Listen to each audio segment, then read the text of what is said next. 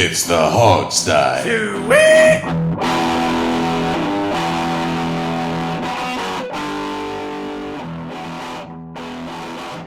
All right, ladies and gentlemen, welcome back to the Hogstye. Big show, another big cast for you guys today. Teased that a little bit here in the intro, but my name's Sean. Back in the saddle this week. I've been missing you guys the last couple weeks. The crew is here, Mr. Steve Thomas. I am here again and excited for another major Hogstye interview coming up. That's right. Mr. Alex Zeese. Man, I'm so happy that you are now a Mac user, Sean, and you won't have any more computer problems. Dude, you and me both, brother. Welcome to the dark side. That's right. And Mr. Robbie Duncan, how are you, man? I'm doing well. I was going to mention, Steve's always here. He's the Iron Man of our podcast, like London Fletcher was for the Redskins. Right. There you go. Hey, I missed the Brian Mitchell interview though. That really bummed me out. Yeah, you did. You have missed a few interviews because you being in a different time zone, it's tricky. So I think if you've missed anything, it's just been a handful of interviews. Those are passes. Yeah. If the people that listen to this show knew logistically how complicated this all was, they'd have so much more respect for us guys.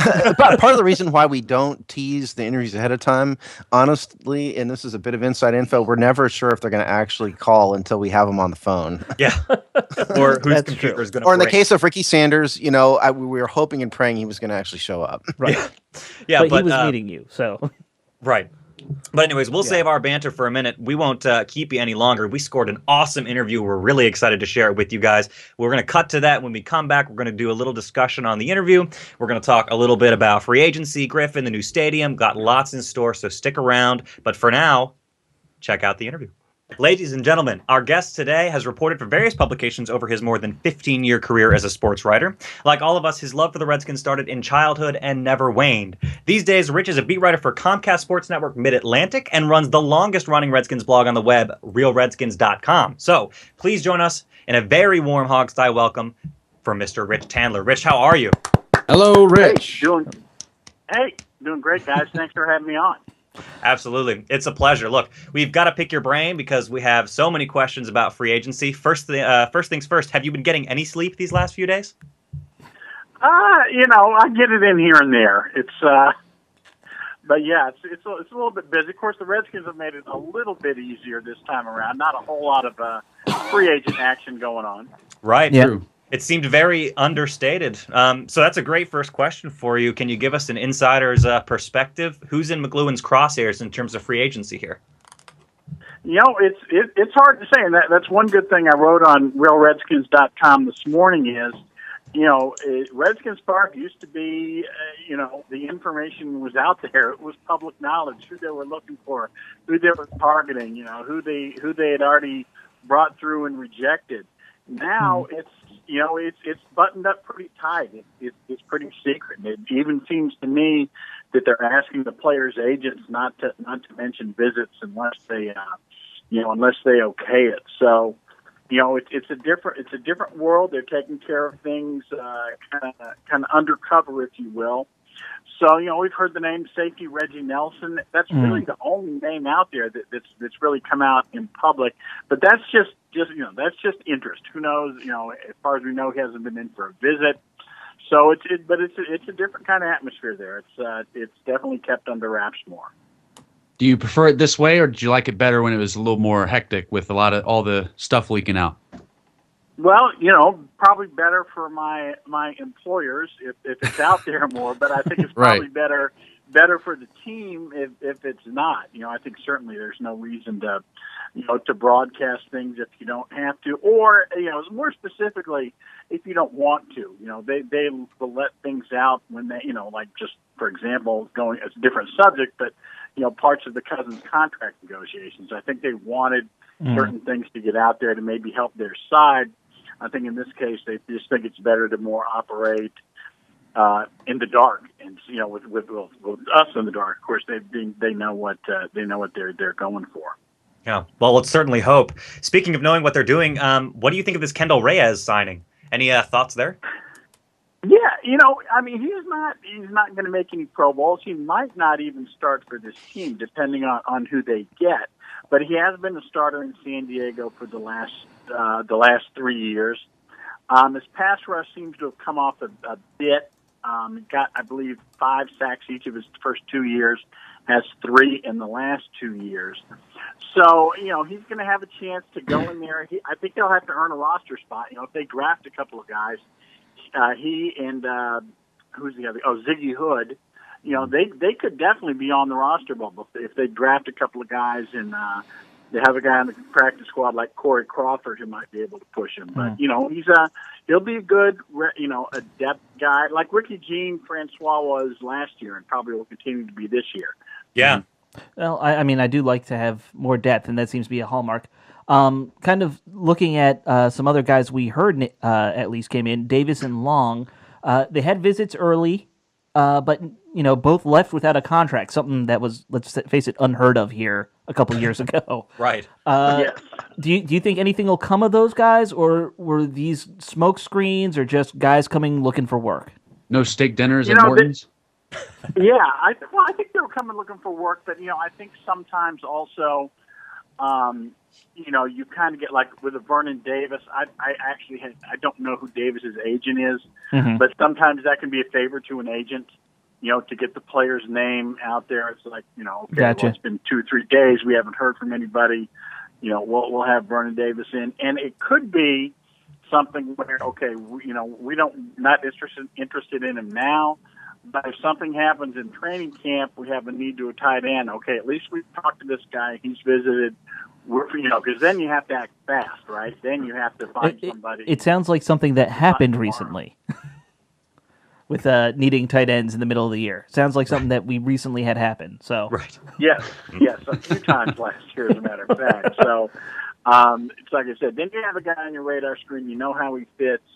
And, you can make a quicker decision. So it could be about that. And who knows? In a week or so, they could sign. But I can't see a need for, Vernon Davis. Now that they've brought back Logan Paulsen. They're pretty well stocked at the tight end position. But you never know. Well, Rich, this is Steve. That's what I wanted to ask you, actually. Is Logan Paulsen locked into the number 3 position, or should we expect some competition for him in training camp? Yeah, I would expect some competition. I certainly don't think that they would shy away from drafting. The problem with drafting a tight end is that position in college. And I was talking last year, talking to Scott McLuhan about the draft. There's so few. You get all the spread offenses out there, and they just don't use a tight end, or at least a classic blocking tight end. There are so few of those coming out of college that they're hard to find. So even though, Logan Paulsen, 29 years old, doesn't really have, great athleticism, when you send him out for a pass, I don't know, I might have trusted Tom Tompkins to go out more for a pass than Logan Paulsen sometimes. But, Ouch. But the guy is, as hard a worker as you'll find at Redskins Park. He's the kind of example they like to have around. Yeah. But it was a 1-year contract. I haven't seen the numbers on it, but I would very seriously doubt that it guarantees his presence on the roster this year. So if they find somebody, they'll have to, if they find somebody in the draft, he'll have to compete. Sure. Well, speaking of receivers, Rich, one of our listeners, Johnny Obid, wanted us to ask you whether you foresee any changes to the wide receiver group this coming year. Off the top of our heads, you can think of Grant, you can think of Andre Roberts. What's the wide receiver group going to look like? Well, the 2 starters, the Dashon and Pierre, are not going anywhere from what we've been told, what has been said publicly by both Jay Gruden and Scott McLuhan. So they will be around. Of course, Crawford will be there at the James Crawford will be at the in the slot. Andre Roberts, everybody thinks it's a matter of time before he gets released to save the $3 million against the cap. Really a disappointing free agent signing from 2 years ago. And that could be related to his injury. He had a torn meniscus at the end of the season. Maybe they don't want to release him while he's still injured. It's no great urgency. So obviously that leaves open a roster spot where you're going to put somebody in. Now, I've been saying for 2 years that wide receiver is a need in the draft. Simply because you've got Garcon and you've got Jackson, both turning 30 years old this calendar year, both in the last year of their contracts. And, they're not both going to be around here next year. Right. Are you going to have Ryan Grant as your other starter? I don't think so. Rashad Ross, fast guy, but I don't see him being more than a role player, certainly not by next year. So I think they've got to get somebody, and maybe in that round 2 or 3 area in the draft to have a successor lined up. You don't want to have to go to the free agent market next year. Well, to follow up on that real quick, our inside at the receiving core, and I'm going to throw tight ends in there too, looks set. You got Reed and Crowder both look great, and I think Crowder's got this natural, kind of like Santana Moss had, where you put him in the slot and he will just do damage all game long. So, I mean, we're not necessarily talking about replacing Garcon and Jackson as players, but just finding guys we can put on the wings. Doesn't that make sense? A taller target. Yeah, well, you have to, when you're in the draft, you're not necessarily drafting for this year. Right. You're drafting for, especially past the first round even. You get about, I'm trying to remember the numbers off the top of my head, you get less than, right about 50% of second-round picks will start. Most of their team's games, third-round picks, you get around 25, 30%. It's a shot in the dark. You're hoping they can develop quickly, that they can develop like a Matt Jones. He wasn't the starter right off the bat. Hopefully he can develop within a year or two. But you have to get somebody in the system and start getting them coached up the way they want to go. So I think you've got to find somebody this year to get in here. And as far as the starters, the 2016 starters, I think you're okay. I just think they need some better depth and they need some succession planning. Gotcha. Yeah. Well, you mentioned Matt Jones, and I'll just say on this show we've been highly critical of Jones this entire season. Well, not just me, and obviously our running game was not productive last year. Alfred Morris is gone. What is going to happen with the running game, with the running back stable next year? Is Jones our guy? Are they going to draft somebody? What's going to happen? I think they're definitely going to draft somebody. Or I think they're going in with the intention of finding a guy in the draft. We're spending a lot of draft picks here already. We haven't even addressed the defensive line. But, I think if you go, obviously all the high-priced veterans or veteran running backs, free agent running backs are off the market. The guy like Chris Ivory getting $6 million a year. Matt Forte, I believe, got about $5 million. I think the Redskins were never in play for any of those guys anyway. But I think McClune is confident he can find somebody in the draft. And then if you can't, or maybe an and/or is to sign somebody like a Pierre Thomas. But do that after the draft. See who you can get in the draft, and then go back, look in that free agent market, find a guy that you can sign for, a relatively low salary, $1 million with incentives, maybe a deal like that. Somebody like Pierre Thomas, who's still there, wants a job, and is willing to work for a measly $1.5 million. Sure. And Rich, this is Robbie. I wanted to just say too. I think it's pretty obvious that they will draft a running back, like you said. It's just the question is how early.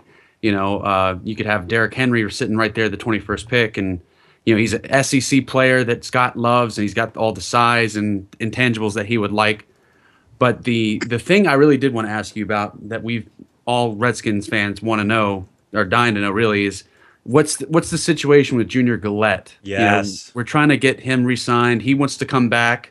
He's got his tattoo. He got inked up. That's right. Can he ink a deal? He's going crazy on Twitter. Yeah. Bruce Allen didn't give a lot, but they kind of just don't want to tip their hands. So what do you know about that? Yeah, it's been quiet with the exception of, as you noted, Junior's tweeting. Right. You're prolific on Twitter, by the way, and he's beating you, it seems like. He is. He's whipping me. That's okay.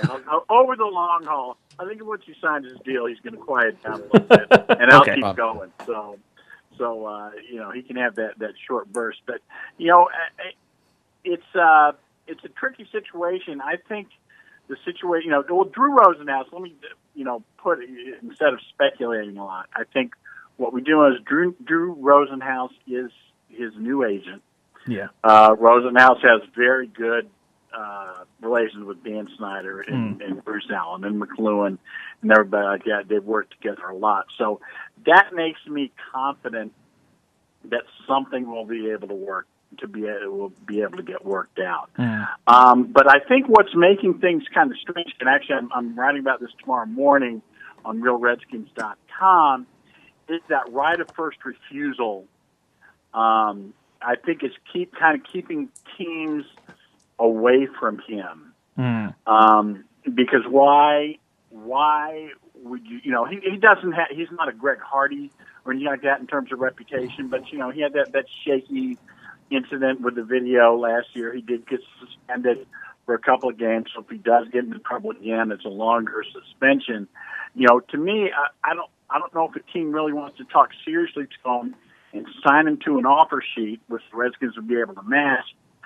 They would be negotiating the contract for the Redskins, taking some bad publicity for bringing in a guy like Gillette, and then not getting him, not ending up with him because the Redskins could just match it. So it's kind of a weird situation that I think is slowing down his market. Well, and it seems too that the problem is that he wants that 1 year prove it deal, and the Redskins I think want to kind of spread it out longer than just a one year heavy paid year, kind of like what we did with Knighton. And yeah, I think right. I think he wants some and they they'll put some incentives in there and things like that. And so I'm not sure. It's like I said, I don't know if that deal is out there for him. Unless the Jaguars, I guess they still have they could pull out $7 million from him out of petty cash, and the Redskins probably couldn't match it. So we'll see. I think the market for him though, I think Rosenhaus is kind of waiting until his client sees the reality of the marketplace and say, hey, look, you tore your Achilles last year. You got into some trouble. That has decreased your value, and we'll just have to, we're going to have to take what we can get. And so I think the Redskins will ultimately sign him. It might be a compromise, maybe a couple of years. And if he has a big year, something where the second year could perhaps be voided, if he gets 12 sacks or something like that. There's all kinds of ways you can do that. It is a middle ground. So I think that's ultimately what will end up happening.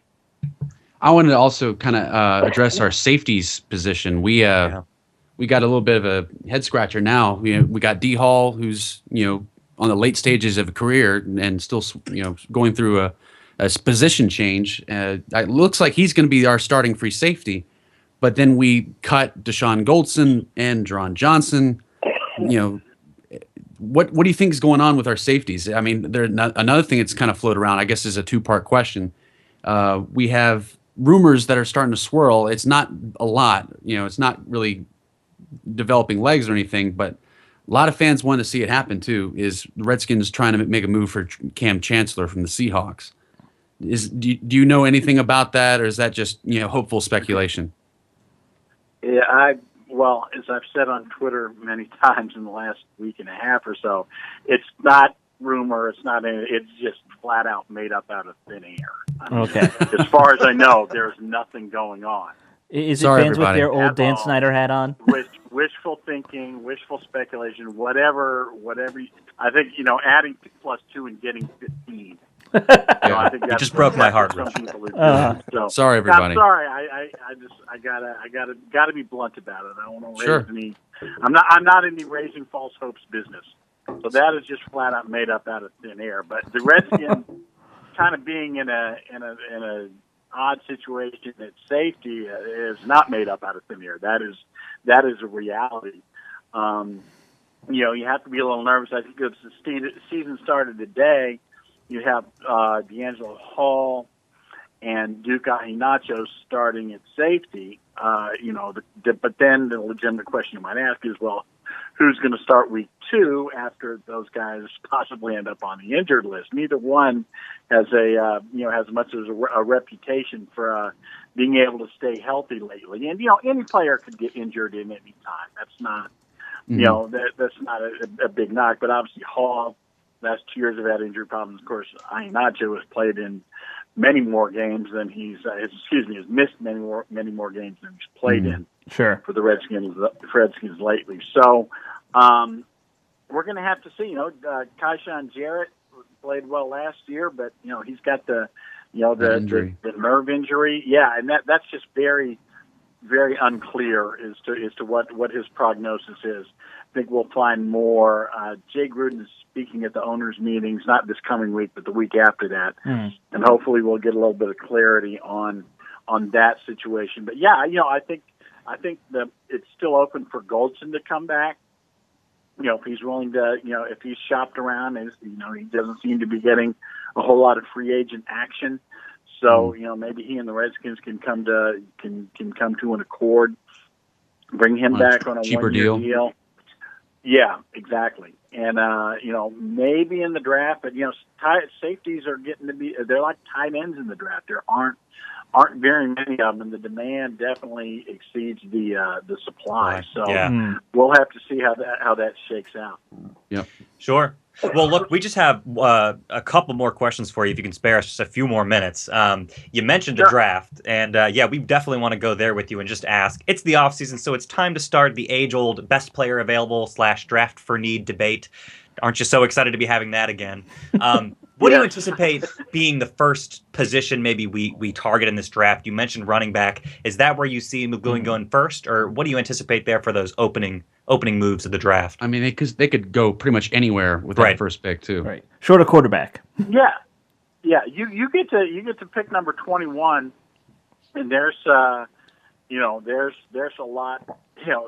Your draft board can look very, very different. There's a lot of different ways it can look depending on what goes on in front of you.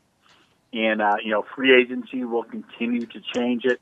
Again, both what the Redskins are going to look for and what other teams in front of them might be looking for. Yeah. So, I think it's, you go with the best player available, but it sure looks to me like the best player available could well be, a defensive lineman. Reed. I think the entire Alabama front seven has been linked to the Redskins at some point. I'll take any of them. Mock drafts, things like that. Yeah, exactly. It's obviously a very, very, very strong unit. So we'll just have to see. I don't see Derek. I don't see a running back philosophically, but I think Ezekiel Elliott is probably the only back that might be worth that pick, and I think he'll be gone by then. So, but you could go. They could go a lot of different directions, but I think nose tackle. Not necessarily nose tackle, but a defensive end or a nose tackle who can be a 3-down guy, who can also move outside for you. I think that's a guy. Somebody like that is going to end up being the best available. Mm-hmm. Hey, if I can ask you, you've been with the team or working, not with the team necessarily, but reporting on the team for 15 years now. Right. What is it? How different is it for you now dealing with McLuhan as the GM versus? I guess you've been through 4 different guys who held that title with Shanahan, Bruce Allen, and Vinny. For you as a reporter, how different is it? And do you like it more now or less? Well, it's like I said, it is getting harder. The leaks are becoming less. It's so you got to work harder, quieter around there. Yeah, exactly. So we have to. have to work harder and and see what we can dig up. So, I think but it just seems to be a more I don't know. I don't want to say compared to Vinny, a more professional kind of atmosphere. I think Vinny was. You don't say. Vinny's Vinny. Everybody. I don't need to say. We don't need to go back into that. No. Doesn't know. Yes, don't need to dig back through there. So, but it's it's a good atmosphere. It's just starting to be more of a feeling of competence, I guess. Competence and confidence with McLuhan there. But we're no longer a laughing stock. Yeah. I guess to just kind of clarify, you've dealt with guys who've also been through this. The front office guys, they all seem very happy with how things are going now. Oh yeah, that's good. Best I can tell. Okay, and what my only other question I have, myself at least, is Cousins getting a long-term deal. We know he's kind of locked down for this year. We've got to ask you this. They've talked about they want to keep on working with his agent. Do you think something's going to happen? If I had to, certainly there's a chance. But if I had to bet, I think that these recent quarterback contracts, specifically Brock Osweiler's $18 million a year deal and Sam Bradford's $18 million a year deal, they're going to complicate things. Yeah, sure. Yeah, there is now no reason for Cousins camp to come down even to $18 million. Right. They're at about $20 million now, so there's no reason for them to come down to there. I don't think the Redskins, based on what they've seen, the one full season starting, are necessarily comfortable with him. I mean, with paying him, more than the 16, 17 that they're on. So I think the middle, with the middle kind of gone, I think there's a pretty good chance, again, I'd say that 60-40 chance that he'll play out this year on the franchise tag, and we'll start the dance all over again next week. Excuse me, next year. Right. Yep. Well, we can't wait for the drama again. Hey, one final question. We saw the end of Robert Griffin and Alfred Morris's time with the Redskins this past week. Where do those two guys end up? Best guess. Starting with Morris to Denver makes too much sense for it not to happen, especially if they lose. I believe it was Hillman who got the restricted free agent offer. That does look like they're going to match C.J. that. Anderson. Yeah. And Griffin, I'm going to keep saying the Rams, even though I can't believe they're going to go in with Case Keenum and Nick Foles is their quarterbacks without at least giving Griffin some serious consideration. So that's my story, and I'm sticking to it. All right. So it's going to go full circle then. The one last kick to the nuts by the Rams, huh? Yes. Yeah, why not? Damn. Well, you heard it here first, folks. That's Rich Tandler. Rich, thank you for being on the show. That was awesome. We really hope we can have you back someday. Yeah, and Rich, what's your Twitter again? We should plug that. People should definitely check you out. It's what, Rich _Tandler? Tandler, CSN. Yeah, Rich _Tandler, CSN. Like I said, you're prolific on there, by the way. I don't think you've ever had less than 30 tweets in a day. Yeah, very rarely. Very rarely. All right, thank you so much, Rich. We will hopefully talk to you again real soon. Thank you so much, man. Yeah, thank you very much. All right, Thanks, Rich. Dad. Sure thing. All right. Okay, ladies and gentlemen, like we said, you heard it here first. That was Rich Tandler, an awesome interview. He said a lot of really good stuff. God, it's nice to have professional talkers on this show, guys. It really is. Makes us look pretty bad. It was great interview. Yeah.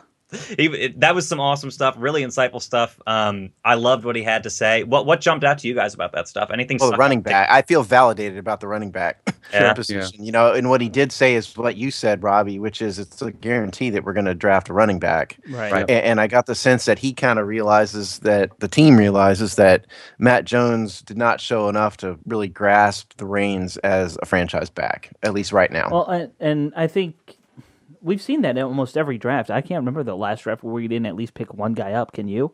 I mean, it's one of those positions where you have to almost draft one guy somewhere just to keep adding fresh legs. Yeah, we've drafted a lot of back of the draft guys. Right, Yeah. right. And we got lucky with Morris being a back of the draft guy. That's But, right. Yeah. Yeah. We had the guy from Rutgers who who was on the practice squad. I Chris can't even remember his Thompson. name, but yeah, I know who you're talking about.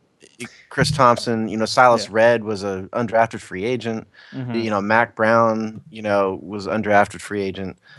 So we've had a bunch, but I really think that they're going to try and find the guy this year. Yeah. I think everybody thought Matt Jones would probably be it, Mm-hmm. but unless he improves, which he might, he won't be it, and they're going to have to move on. Right. Well, he's had a nice offseason to work with the team, or he's going to. So hopefully he can pull something together there. I'll tell you what kind of surprised me. And I know that Morris has kind of been linked to Denver in the past, but this is the first time I really thought about what if both Denver and Morris and Griffin end up in Denver together? I don't see it happening. Isn't Denver making moves for other quarterbacks at this point? Well, they're talking about Kaepernick. Right. And Fitzpatrick too. Right. Yeah. So I think it's still up in the air. I don't think that's a smart move for Denver. Griffin does not seem like a smart move for that offense, but it's just funny because they've both been linked there. It's crazy to think. And with the Kubiak situation and Kubiak and Shanahan, I don't see it. Right, he's going to trust Shanahan's opinion, as a scouting report, most likely. And Shanahan's not going to say nice things. Yeah, it seems like Griffin's spot may be San Francisco. Yeah. Right. In terms of who would fit best. Right. By the way, I'm not a big Griffin fan at this point, you guys know that. But the idea that Fitzpatrick is a more valued quarterback at this point in free agency than Griffin kind of blows my mind still. It's stupid. Yeah. That's just stupid. Fitzpatrick is nothing but a journeyman. Right. I don't know I don't know why the Jets fans are concerned that he's going to leave. He's just a guy. But you put him on a really good. He had a good season for them. Yeah, exactly. You put him on a really good team. There's one. And Fitzpatrick plays really well. He's not a guy that's going to make any kind of impact on a bad team. But if you put him on a good team, he's going to make some plays. Yeah, not a bad player. Sorry, I didn't want to necessarily get us off on that tangent, but it's kind of crazy to me that that's where the NFL is right now.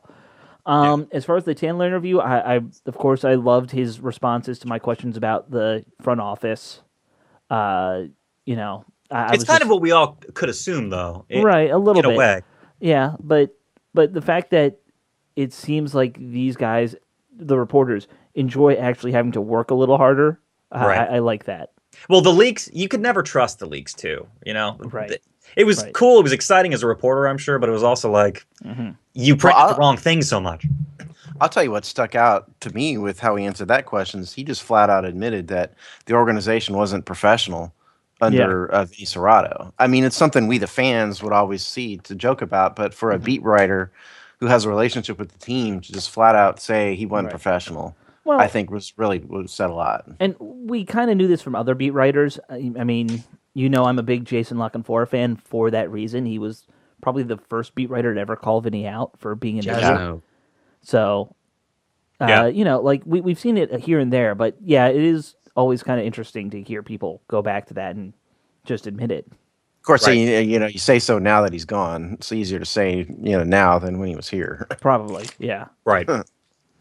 Another thing that I kind of took away from that interview is that all of the kind of free agent meetings we've had, he kind of poo-pooed them all and said there really wasn't a chance of any of those guys being on the team. Cam Chancellor was probably the saddest one, but I think, it seemed like a stretch anyway. But Davis and Long, too, he didn't seem to really believe in any of those. To basically say Davis, it was a favor to the agent is pretty harsh. Well, he just flat out said no, period, to Cam Chancellor, pretty much. Right. It was, what did he say? It was a fantasy? I forgot. Yeah, it's fantasy. Robbie, you idiot. Robbie, you ignorant slut. No, Robbie, you covered yourself, man. You put it out there that there weren't any legs. So it was good to ask, because that's a legitimate rumor. He cleared something up. Right. It begged the question. He's from Virginia, from Norfolk, Virginia. Mm-hmm. He'd only be 3 hours from home. He worships Sean Taylor. Mm-hmm. It all made sense. You would want it to happen. Plus the Scott McLuhan's and Seattle Seahawks connection. Right. The pieces are there for the move to be paid. And if there is one tie between a lot of our free agents so far, and these are more visits, it's all guys from the D.C., Virginia, Maryland area, which is interesting. That could be. When you say all, it's been two. It's 3, because I think Reyes also has some ties back here, doesn't he? Oh, does he? I don't know. I'd have to double check, but I thought he did. Which I thought. I'll try to find out. Which I mean, let's be honest, it's interesting, but it's coincidence. I'd seriously doubt Lewin cares. Yeah, and I think a little the idea that all these players just really want to go home, I think is overrated. Yeah. People move around, they move away. Home is it's all whoever about gives the money. you more millions of dollars. Exactly. I'm sure there's a guy or two out there who just really has to be near mom, but for the most part, it's about the money. Yeah. Fair enough. Well, anything else about Tandler's interview? I mean, it speaks for itself in a lot of ways, but if anything else doesn't jump onto you, we can move along here to our next topic, which is maybe talk a little bit briefly more about free agency if we have any other thoughts there. I mean, Just the whole that I interview wish I great. was on the inside like him, How fun would that be? Yeah. It'd be a damn privilege. Well, I mean, By the way, Robbie, we all know Kendall that. Reyes does not have DC ties. He's No? from New Hampshire, and he went to He high has school in Joe New Barry Hampshire. ties, though. Yeah, that's Connecticut. right. He has Yeah. Joe Barry ties. Yeah, but not DC. The And DC New area. Hampshire ties, No, which no. is also similar with pot roast and Baker. Baker. Yeah, Mm. I think I think those guys are from Connecticut, though. right. not- Well, and that's it. Reyes played at Connecticut, yeah. so we're filling our New Englander quota. There you go. Yeah. So we have a couple of topics that we can talk about, guys. We can talk a little bit more free agency. We've got to talk about Cousins' contract, potentially. Mm-hmm. We have to do a sad in memoriam for Robert Griffin here because that was the big news that happened in the last few days. But also there was some news about the stadium. So where do you guys want to go next? Let's do Griffin. Griffin. All right. And So we can, sad. I can hear Boys to Men playing in the background right now. That's right. But due to copyright, we can't play it. That's right. Because we don't want to have to pay them to use their song. Okay. Fans out there, go. What song? What's the song, Robbie? Which do you remember? What the It's title? so hard to say goodbye. Yeah. All our fans, pause the podcast, play that song, and then play up the podcast at the same time, so you can mix it yourself. Well, I was thinking of the Fast and Furious 7 theme, the Wiz Khalifa song. See See You Again. Oh, yeah. That was one that was going through my head. You see Robert I'm mind Griffin blown that Steve walking has out of seen the any of locker the Fast room. and Furious movies. I saw that one. I have seen 2 or 3 of them actually. Or the classic ludicrous, move, bitch, get out the way. Yeah. That's a slightly different emotional impact. All right, That's for the depending on opposite how big of end a of the fan you are spectrum. of Griffin, do the thing I said about pausing the podcast and playing a song. And I just like to point out that is the one and only time ever in life you'll ever hear me say the name Wiz Khalifa. Yeah. Doesn't sound natural coming out of your mouth. Steve. Yeah. No, it doesn't. So Steve, say 2 Chains real quick. Huh? Say 2 Chains. 2 Chains. What's There you that? it's That's another rapper. Oh God. We're going to make that into a GIF. Can I just stick to Eddie Van Halen, please? Yes. Yes, Yeah. you may. That's all good by me. So let me start the Griffin discussion with something. I'm shocked that RG3 hasn't signed with the team, and we're a couple days into free agency. Yeah, I mean he's probably the best. Looking at we went over the list of quarterbacks. Last time I forget. It's a bunch of sad sacks for the veteran free agent quarterbacks. He's by far he and Fitzpatrick. If you want to throw Fitzpatrick in there, are the 2 best on the market for sure. Well, and also I get he was the shiny object. That's why Houston signed him, and RG3 was in Houston at the time. I assumed to meet with the team, but people had photos of him like sitting in a fast food Coffee restaurant. shop. Yeah, it was coffee shop. Yeah. Oh, coffee shop, whatever it was. So Cup of coffee. yeah, which I didn't think RG didn't drink coffee. Here's my thought. I know that there's mixed feelings out there about Robert Griffin. I think the hatred for Robert Griffin amongst the fan base has gone way, way, way overboard. Sure. He never deserved that. I also don't think that the hatred for Kirk Cousins is really deserved either, because he's outplayed his draft status for sure. But I more than anything think that the fact that Robert Griffin is now gone is just really sad more than anything, because he has a lot of talent. He's got a major league arm. I mean, compared to other quarterbacks, he's got a huge arm, and he's so athletic, and he's a very smart guy. I still will go out thinking that part of the reason for his ultimate failure here was that the organization failed to support him properly. And I think we've heard enough people on our show tell us Doc Walker was one of them, tell us that, Griffin really did go out and say, I just don't want to play in the 2012 offense anymore. And so I can accept that. But I think that that's when the adults step up, and like the 60-something-year-old general manager says, okay, kid, look, I'm the coach, I'm the GM, you're the player. I really do know what's best for you, and so this is what we're going to do. I think the organization could have done a lot more to help him succeed that they did not do, and that's of course. a big part of the reason Agreed. for his failure here. We've been there. We've been there, done that. But I think the question is, are you surprised, really, by the lack of activity that he's gotten from other teams? And I'm not really, because throughout the entire offseason, we heard about how he was damaged goods. I mean, this doesn't necessarily surprise me that he doesn't generate a huge amount of attention up front. In fact, that might be a calculated move.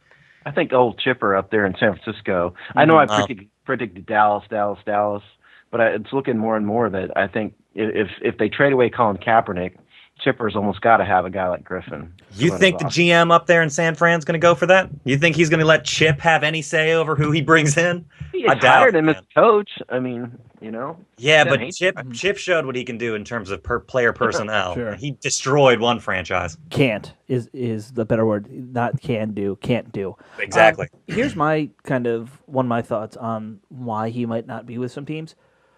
We know about the RG3 PR machine, whether he's bringing it on himself, whether it's just the nature of sports right now with ESPN and the 24/7 coverage.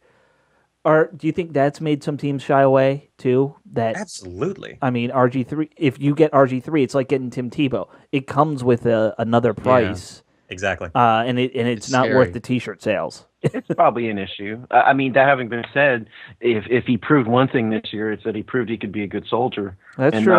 Not say anything.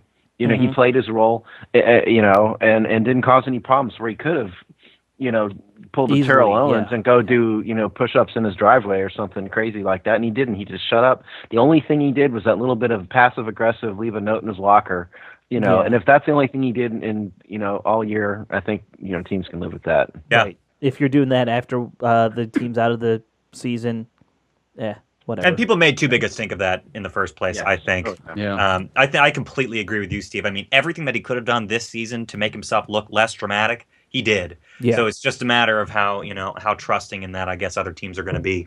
I think it's funny that Tandler In the said market. Tandler predicted he's going to end up with the Rams.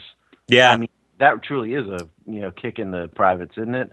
Now And that's trade something away all those picks to him, and then they get the player. Now that's something that Griffin himself wants, right? Now I believe the story came out that he wants to go to the LA Rams, right? Well, he also met with the Jets. I mean, there's a clear thing where he doesn't want to be in a small market. Yeah. If you're talking the teams he's talked about or visited, Houston, New York, L.A. Well, those are where the openings are, though. What small market team needs a quarterback that wants him? Well, I mean, I would say he would do well in a place like Arizona where they need to find a next quarterback for after, what's his name, leaves, Palmer. Palmer. Yeah, I mean, and truthfully, I think that's what Griffin needs to be looking for is a place where the opening isn't next year, but the year after. And he doesn't seem to want to do that. Right. Well, fingers crossed for him. I hope good things come to this guy. No ill will. It's too early to. Yeah, I mean, it's too early to say. Yeah, right. That would be time to burn. Yeah, I still have the RG jersey, but I'll burn it. I have it. I mean, you can look right over there. I see him on you your got wall. your poster of him. I got a poster of him in my room. I'm the only one here with no RG3 swag. Oh. Yeah, I have an RG3 jersey. I don't buy many jerseys because, one, I think after you get to a certain age, you shouldn't be wearing jerseys. And also, everyone I buy, the player leaves. Yeah, So it's that's kind the of problem with jerseys in general. Exactly. Well, like I have a LeVar Arrington jersey hanging up in my closet. Ooh. Yeah. I wouldn't feel as bad about that one as I would about RG, frankly. I don't blame LeVar. I have too much. some bad jerseys, though. Let me just say, I think I have the worst of all of them. Okay, let me start with... You have a John Beck jersey? No, I have a Leron Landry jersey. Oh, man. Oh! I have a Fred Davis jersey. Ouch. Robbie, you are not a good judge of character. Those two I got on my own, but this last one I can't claim because it's was that a gift? bad. It was a gift for Christmas, and it was an Albert Haynesworth jersey. Oh, my God. Who So you told really you do on hate Christmas? the Redskins, I guess, Robbie. But right? that was before the whole, laying down during the Eagles game stuff. It was when he was signed. Yeah, The first year. it was not long after. Those That was jerseys just are- after he stomped on Andre Girard's head. Yeah, You need to post those it, jerseys. maybe it wasn't Christmas. I think it was Yeah. birthday or something. Those The jerseys only are player fine. jersey I People have at this point is my Cooley jersey. Nice. Cooley. Well, that's not a bad one. Yeah, Cooley's good. I had a Randall L jersey back in the day. Yeah. There are worse. Yeah. Well, All right. let's move on here, guys. Let's talk about the other quarterback. We've got to at least briefly mention it. We mentioned it very quickly with Tandler, but let's also just talk a little bit about it now. You guys want to talk about Cousins' contract? And we didn't actually contextualize this in the interview with Tandler, but the reason we asked about this, some of you at home might be like, I thought he signed the franchise tag. Well, the truth is, they have until July, right, Steve? You explain how it actually okay. The Redskins placed the non-exclusive franchise tag on him, and what that is an offer of a 1-year contract for $19.9 million in this case. Most of the players don't sign those franchise tenders immediately, but Kirk signed it like almost the same day. So right now he has a 1-year contract with the team. The collective bargaining agreement allows the team and the player who has been tagged to renegotiate that 1-year contract into a multi-year deal, but it must be done on or before July 15th. So that is the real deadline. If we get to July 16, what Tandler said is going to happen will happen, and he will play out the franchise tag, and then we'll be talking about this again. We'll do this again in a year. And I'm with Tandler. I think that 60-40, that is what's going to happen. I think so now too, because with the Osweiler contract, really threw things into chaos. I'm gonna, I guess, probably have to update that Cousins article. I mean, maybe just redo the numbers. The new numbers are gonna have to change. Yeah. But Osweiler has played less games than Kirk. That he has a tricky. lower career quarterback rating and a lower completion percentage than Kirk. And like now, the Tandler, difference is, I mean, he was on a much better team, right? And won more games. Right, like Tandler had said in the interview, the market being like that for Sam Bradford, example, and this, and these quarterbacks has really hurt the Cousins situation. Some very below average or unknown commodities. Because I remain firm that I think that the team should not bind themselves more than 2 years with this guy in terms of when the dead money is lower than the cap number to allow them to cut him. I think you can, no matter what happens, you cannot get locked in for 4 or 5 years with this guy. Yeah, Steve, but that your part of your concern there is the whole we don't know what we have in Kirk still, right? If you look at the quarterback contracts that I went over, very few of them, in that article, very few of them are tied in more than even 3 years. There's only a couple of them, and none of the contracts for his peers are like that. Okay. So there's just no reason why the team should bend just because he has an aggressive agent. Just no. Tell him no, period. Okay. Sure. That's my opinion. All right, well, we have another topic to get to, fellas. And this one's a divisive one for this group, so it's going to kind of be fun to talk about it with Steve here. Boy. We had some news. Yeah, we had some news break about a new stadium, and I, for one, kind of dug the castle with the moat vibe of the whole thing. But Mr. Steve is not a fan, so maybe Steve, if you can indulge us for a second and explain what you hate so much about the new stadium design. And by the way, ladies and gentlemen, check it out if you haven't already. Dan Snyder has hired a firm to design. It's going to be on 60 Minutes, I think, tonight, Sunday night. So you guys should have already seen it if you're a real Redskins fan. You have your soapbox, Steve. Yes. Okay. It is a monstrosity. It is the ugliest thing I've ever seen. I think if I were Dan Snyder, I would throw that design completely in the trash can, start over again. It looks like some upside down, god awful spaceship. It looks like a bad Olympic stadium. I think what you want is a stadium with classic stadium lines. An updated version of RFK. An updated version, a better version of FedEx Field, maybe. It looks like a soccer stadium, and I hate soccer as a sport. I think it is. Guess that about you, Steve. I think it is. It just from an aesthetic perspective, it is very, very, very ugly. It's way too modernistic. Don't like it at all. But wait, let me just ask Steve this one last question. Can you just explain how do you feel about FedEx Field? You're actually saying that this is an uglier stadium design than FedEx Field? Yeah, but again, FedEx Field is 20 years old and it's old and run down now. But if you put both stadiums in their prime, so to speak, when they opened, and also you have to remember FedEx was built in a different era at a different time. It was more along the lines of what all stadiums look like. But I would rather have a modernized version of FedEx Field than that ugly thing. Yes. Okay. Now, Wow. Counterpoint. counterpoint time for me. Somebody get him. Hold me back. Steve, you're saying what you want is a modern RFK. Is that right? In so many words, and you're gonna go ahead. This is what modern RFK is, and let me explain this. I'm a stadium nerd. I draw stadiums in my spare time with 3D rendering tools. I've sat there and looked at stadiums, spent countless hours just wasting my time looking at stadium architecture. Don't ask me why. It's a thing I do. It's weird, I know. RFK, when it was designed in the 1960s, was supposed to be what a futuristic, science fiction-y stadium would look like. It's got those metal slats going all around so you can see through it and see inside. What's this new stadium have? It has metal slats going all around it so you can see through, see inside, see the people as they're walking on the concourse. Exactly the same. If you look at the roof of this new stadium, at the top section, it's got this wavy curve going up and down around each side, making kind of like a U shape on the end zones, identical to RFK Stadium.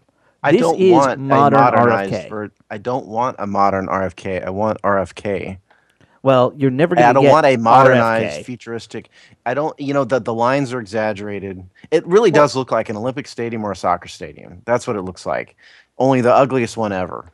Well, I don't first want off, a the Bird's Nest modernized is the futuristic ugliest stadium. Olympic stadium ever. Which one? The Bird's Nest in, I believe that's China. That's the that's up ugliest there. Olympic, This one's rivaling the ugliness of that one, though. Yeah, so this blows me away that you think it's so ugly. When I think of a stadium like FedEx Field, I think the and moat we is all ridiculous. For the record, I won't. The moat needs to go, but other than forget that, the moat. I mean, the moat adds. We're keeping like it away $1 from billion. siegers and I don't know, dragons. do you like it, Robbie? You never Keeps said. the I Black know. Knight at Sean and bay. Alex like it. No, I was going to say, I don't hate it. I mean, there's actually 60 Minutes is doing a bit on it tonight. Right. If you didn't know that already, but Well, I think tonight it's would be yesterday by the time it. true. episode airs. Monday. Yeah. But the thing is, I mean, that's the one concept they're showing, but the guys are doing tons of other concepts. That's not the only concept, as I understand true. it.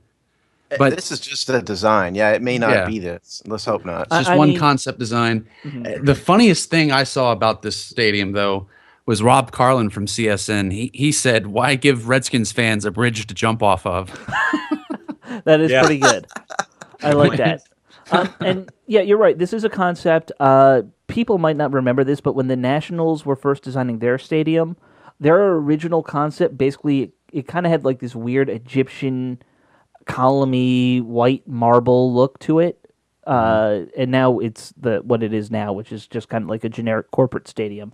But Which is what FedEx Field is. yeah, which is what FedEx Field was probably one of the early generic corporate look stadiums that I like generic corporate looks. Well, exactly. Yeah. And that's where your credibility on this issue, I feel like, shoots out the window. Because FedEx Field, we all know the story of FedEx Field. It was designed, it was put up fast. It was put up for efficiency and seating capacity. It has no personality, and that was by choice. Right. So to say that you like that, I mean, I get why you like it, but at the same time, it's nice to have a personality. It's nice to have a place with personality that you go. I really believe it builds a team identity and sort of an identity for a fan base. Maybe not in a huge way, but a little We want to bit. bring in physically ugly players to play in our physically ugly stadium. Is that what you're saying? ugly I'm players saying- play good football.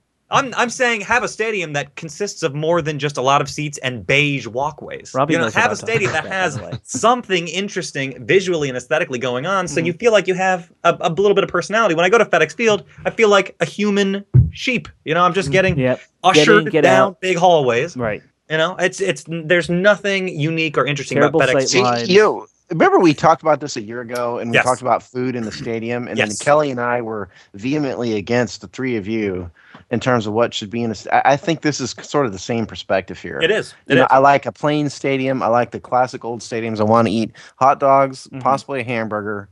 And that's what a stadium experience should be. But look You at can this. eat your sushi in a modern stadium if you want, but I will not take part. Well, let me just ask you this, Steve. 'cause Everything's you- going to be gluten free in the stadium too, Steve. Just so you know. Oh yeah, good. And Steve, you live near a very cool looking stadium, a very awesome, pretty stadium in terms of Houston. Talking about Reliant Stadium in Yeah. Houston. Actually, It's now I'm not a NRG. big It's fan of NRG Reliance stadium look. I think now. that's just a giant monster.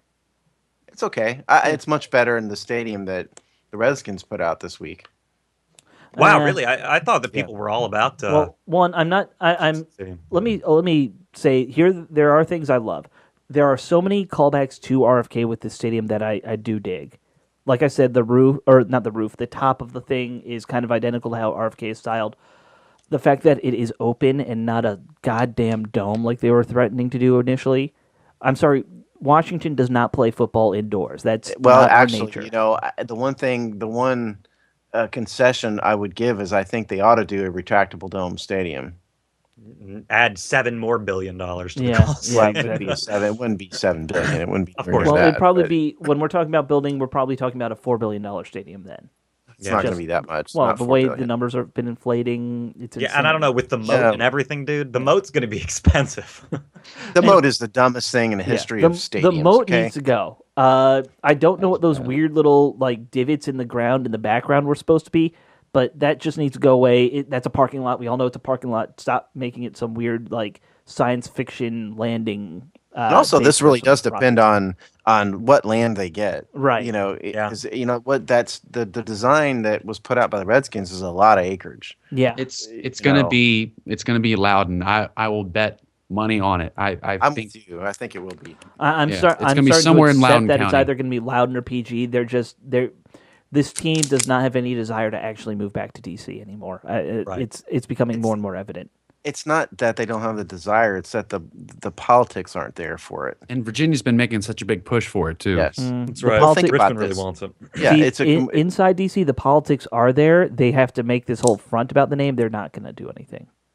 well, but there's a lot of issues that go into building a stadium in Right. DC. It's the federal government. Is involved. The Mm-hmm. DC government is historically inept. About a lot of things. Virginia has been making a major push, as Robbie said, to draw in the Redskins. Well, I but think if it's we're a lot talking easier historical issue. ineptitude, Virginia is even more historically inept when it comes to building stadiums and getting teams because they've never done it successfully. They've failed time and time again trying to get a baseball team, trying to get the Redskins initially. At least DC's built stadiums. Yeah. That's a a long good point. time ago, though. I just think there's too many issues to overcome with the federal government being involved in DC. Yeah, I That's would all. put the chances of that as like 2 out of 10, and I really do And I think believe it's going to be in the sticks or Virginia. Yeah, I think it's going to be It'll be somewhere beyond the out, sticks if it's in Virginia. Right. somewhere out like past Dulles Airport. Yeah. You know. Well, joy to us. We'll have a sweet stadium and no way to get out there. Yep. I'm just slightly bummed that it's starting to come to fruition after I moved away from that area. Right. You're young, Robbie. You can move back. Yeah, they were waiting for you to dip out, man. Mm-hmm. Well, you heard it here first, folks. Make sure you continue to check back with us. We got all kinds of cool stuff coming up in terms, including much more cool interviews. So hopefully you enjoyed Tandler today. Continue to stay with us through the off season because things are moving. We're shucking and jiving here. Awesome stuff coming around the bend. So we will see you next week. Take care. I Later. didn't realize Bye-bye. I'd ever shucked and jived. I don't know. You'd break a hip.